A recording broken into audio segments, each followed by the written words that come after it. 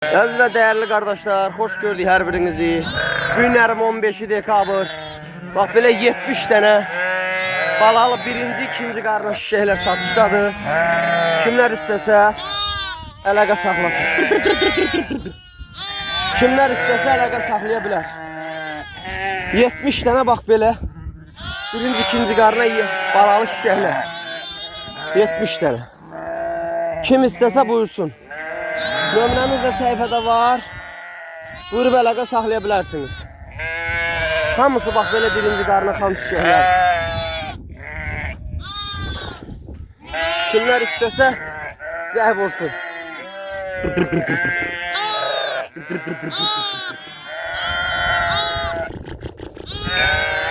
Baxın dostlar. 70 dənə bax belə balalı şişəklər. Bak, iri balalılar da var, körpəliler.